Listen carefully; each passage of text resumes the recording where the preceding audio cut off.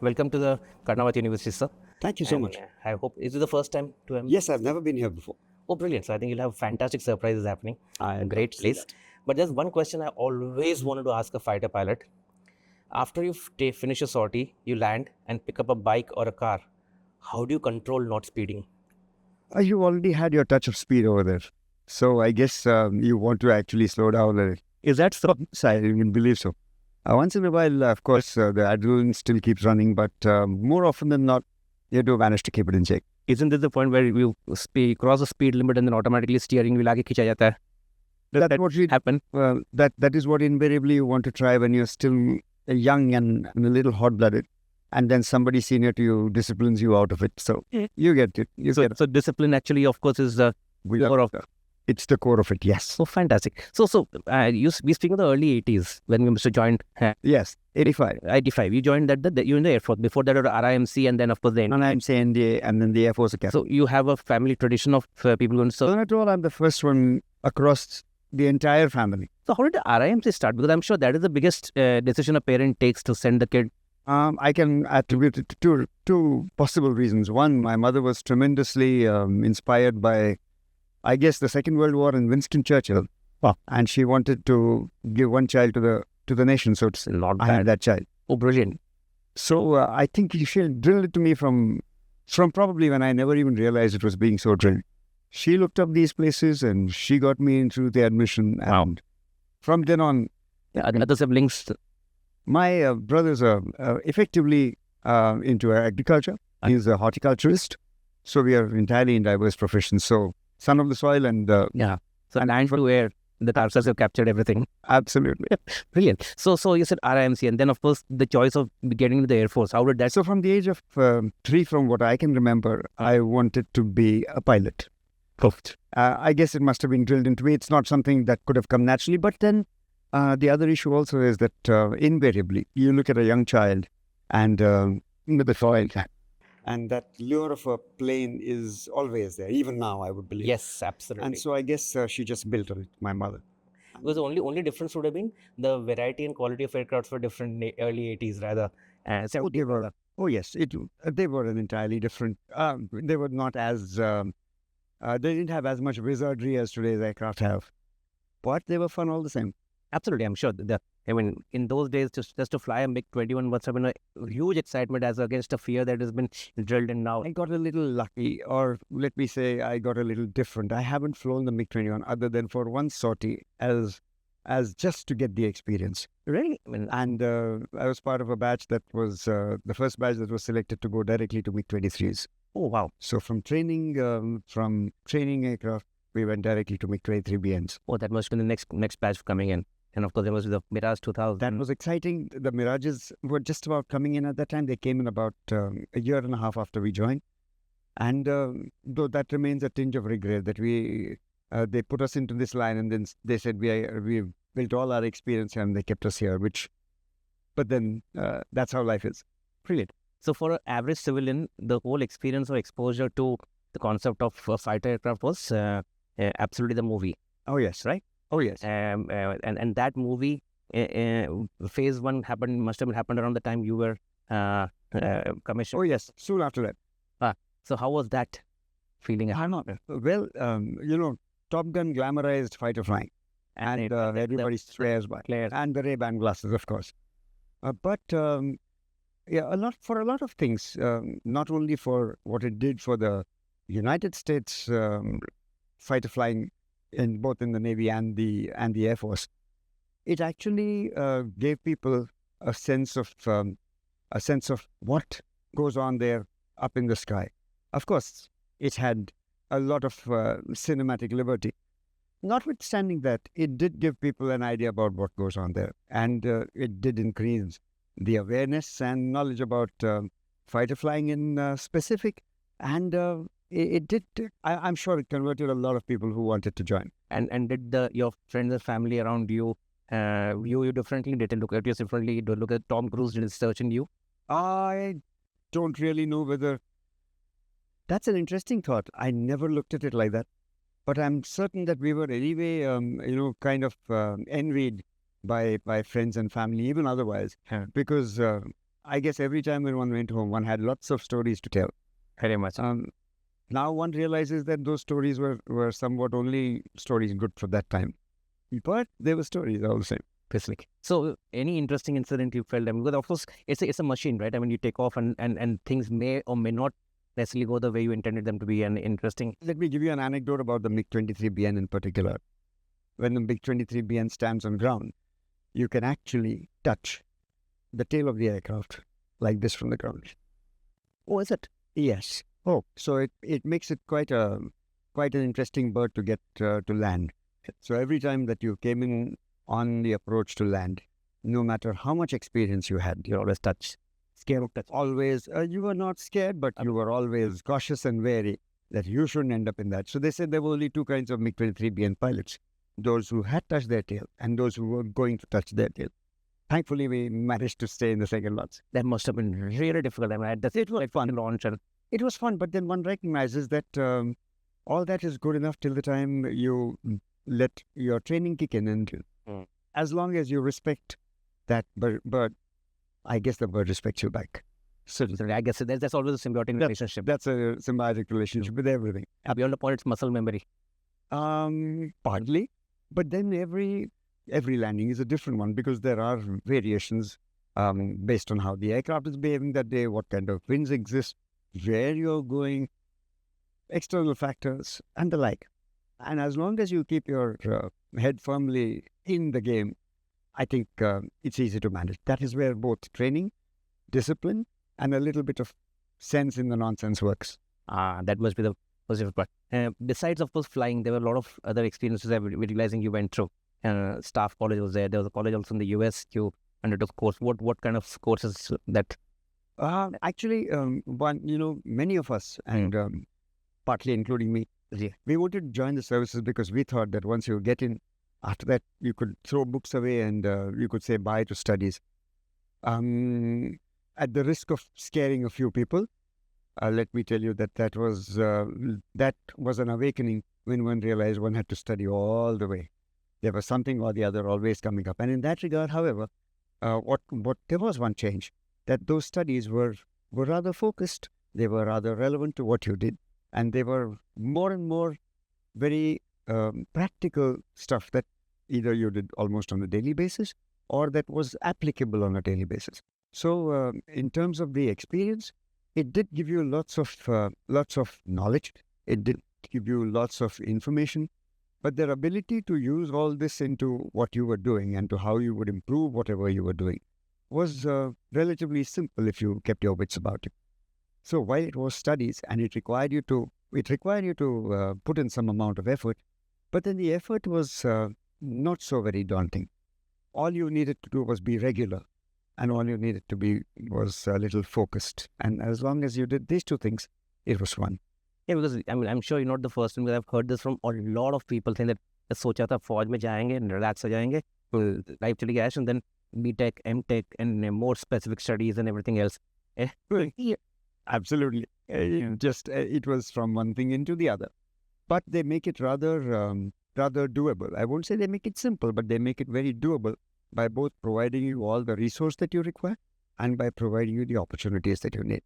So given those two, I guess the services actually go out of their way into ensuring that you get that education and that you can use that education in furtherance of what the service requires. Because one of the analogies I've heard a lot of people say that sometimes the Air Force pilot, especially the fighter pilot, the entire process costs more than the aircraft sometimes in most places. And that is kind of aggression every government or every unit offers in that space.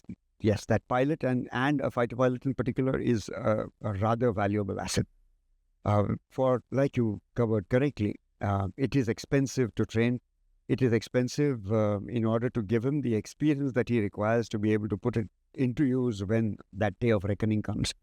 And so, yes, the government does invest a lot of both money and resource into making that fighter pilot. But then after that, I guess there is always time for payback. Obviously. I mean, the fact that you continue doing it and serving in the right sense and intent, I'm sure that's payback itself. I mean, I don't see, I mean, that as... Well, I would like to look at it in that light, because then it would feel like a boast. But the fact remains that when you spend almost 40 years in uniform, then at some stage you do believe that, well, I think finally I managed to give back at least something of what I did. I think it's absolutely fair. Absolutely fair. You give your entire life, career, family, and all of that time and stuff. I mean, that has to make... I'm sure you don't look at it as a transaction, but obviously there's an emotional connect and emotional giving back. Without a doubt. I would still give an arm and a leg to be back in uniform. Exactly. I mean, the sacrifices, I mean, you don't count them, but you of course know back of the mind there have been enough number of sacrifices that you tend to put them into the background, and obviously no, you put them into the background because you don't want to dwell on them while it's happening, because you don't want to take your mind away from what you're required to do. But yes, there are challenges, there are difficult circumstances. The number of children's birthdays that you miss, the number of anniversaries that you remember only at the last moment and possibly didn't make it in time home yourself. The amount of the amount of time the families, especially the spouses, spend in just waiting for you. Yes, there are obviously what's required. Also the heartbeat that goes up when every sortie is. Oh yes. So in fact, we had a kind of a pact. No matter, and yes, there were skirmishes at home, but no matter what happened, every time when one stepped out to work, knowing that one was stepping out to fly, we made it a point to be friends again, because you never knew whether it would be a last goodbye. Oh wow, very interesting. And that must be a... I mean, wow, that's not... I'm sure nobody can relate to it except for an actual pilot. But this was all unsaid, because you didn't want to dwell on it so much, because you don't want to be the prime thought in your mind, lest you find yourself thinking more about that than about the task at hand. But in the background, it determined. So for the average kid, how does a day of a fighter pilot happen? Say in training, of course we've seen. I mean, there are a lot of Nat Geo documented now in place where the IAF has been covered in extensively. I'm sure youngsters would have seen it. Otherwise, also your personal experience on how does a day progress? I mean, because I'm sure one of the biggest sacrifices is sleeping late. You can't afford to do that ever. Yes, you're right. So then we work hard through the week, and then we party hard over the weekend. Is what a very was a very common thread. But despite that, and otherwise, the days used to start pretty early. And then if you happen to, especially now, what happens is we fly more and more at night time. And so actually it is a 24/7 kind of a cycle. If not 24/7, at least 24 into 6.5. Because yes, it is rigorous. It is beside being rigorous, it is definitely to a schedule. And in that manner, it is reasonably predictable.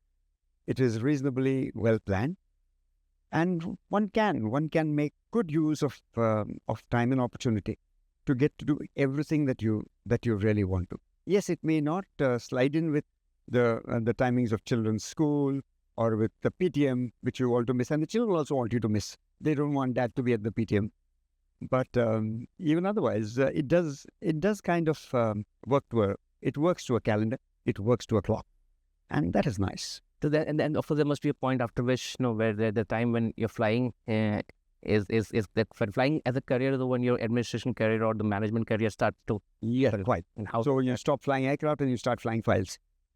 But very well put. And that is not fun.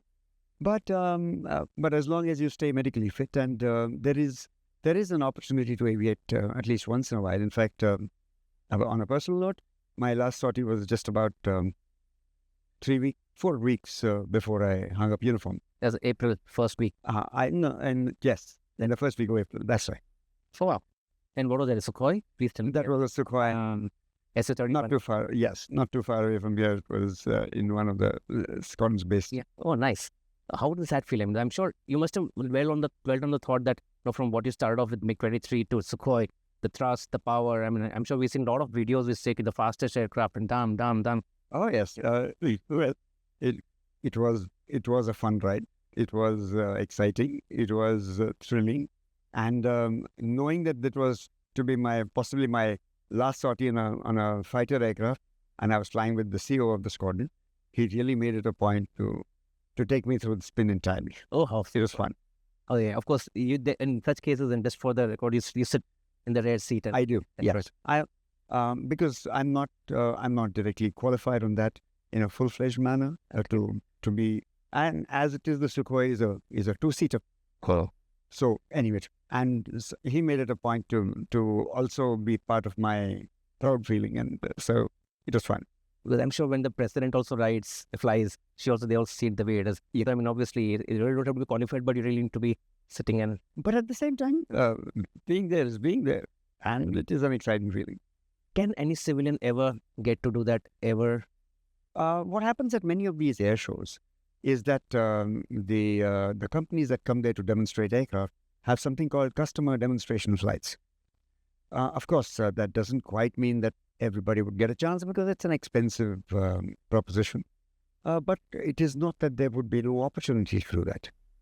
And yes, I guess what has changed now is that there are some very capable simulators that are available.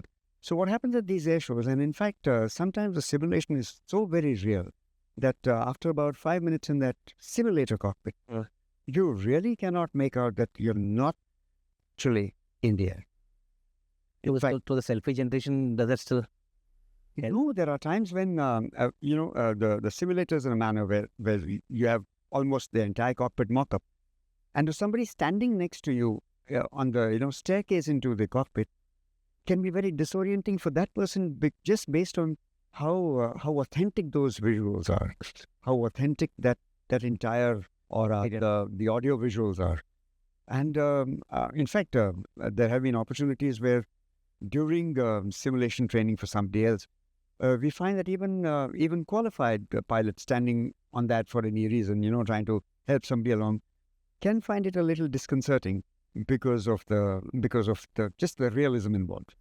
So one more thing that youngsters learn, of course everybody learns through the movies, right? The Top Gun 2 was when they mentioned the word G, right? How James Bond goes up to 10 G and shows all the things. How many Gs was your? So the Sukhoi is capable of 9, and so is the Rafale, and so 9 Gs, you join the club, yes. Wow. 10 G, of course, is 10 you would be stressing that aircraft, and then today probably I would have been hung out to dry if we'd taken it to 10. No, the 9G must be really, really. And I'm sure to civilians, of course, not a. What happens is that you invariably do end up with some amount of physical conditioning, and we pay a lot of importance to physical fitness. And when you can't get up one morning and take an aircraft to 9G, of course, but through training, practice, and some amount of experience, you do build it up to be able to do that. And it's not as though that aircraft is at 9G for any long period of time. It's sustained. It's not for any sustained periods of time, maybe about a 15-20 second time, and the body is conditioned, obviously. Yes, it is tough. Yes, and I've heard this from aeromedical doctors that from a particularly devastating sortie, you could come back a kg and a half lighter than when you went up, just as a result of perspiration and the like. But I guess with experience and training, it's not something that dwells on the mind. That's a good weight loss. It comes back pretty fast thereafter. That's the worst. Because we heard, Russia, a bit of France and Germany actually offer a fighter aircraft experience, near fighter aircraft experience for a decent cost, from 6,000 euros and stuff. So I think that's, like rightly said, there's of course something available for commercial. Yes, but when somebody takes you up on that, you would go with a qualified pilot, and he wouldn't really take you through all these bases in exactly this manner. Of course, if he does find that you are able to withstand the maneuvering that's going on, he may indulge in he or she, the pilot may indulge in a little more aerial calisthenics. But I'm certain they would still be somewhat limited. Obviously, yes. And 9 would be a daunting affair, because if you just snap your neck, also you could be, looking life-threatening injuries. Absolutely right. Of course, I'm sure G is not the question at all. The fact that they can actually sit into an aircraft with they have two cockpits, that's the closest somebody should be able to appreciate. So one say, how is the civilian life treating you? Is it? It's taking some adjustment. I have to remember every morning that I don't have to dress up. And sometimes I do carry it too far that I actually forget to dress up till it's about midday, and the wife tells me, would you like to and the like. But it's fun. And yes, that was one time. And I guess everything has its own time. So I'm quite looking at being in this retired life here in Gandhinagar and enjoying every bit of it. Fantastic. Any advice for the students who want to get into the Air Force? Anything that you believe? The Air Force is more than just a job, a profession. It's a way of life. Not only the Air Force, the services are, but the Air Force in particular has something of a culture which is a little, I would say, individualistically different from the other services. And it's an exciting life. It provides you opportunities that are difficult to come by. And should you actually get into fighter flying, then you would be part of probably less than 0.1% of the world's population. Oh, I'm sorry, I missed a zero. It is 0.01% of the world's population who can even aspire to be there. So I guess it's something that somebody can really go on and try. Super, sir. Thank you very much for the time. I really appreciate it. I'm not sure if there are absolutely any fighter pilot podcasts in the internet today. And if there are, I'm sure it's 0.00001% of them. Please welcome to the club, sir. Like I said, I forgot a few zeros, but then what's zeros? Thank you again, sir. Yeah. Thank you so very much for having me. Thanks, sir. Have a lovely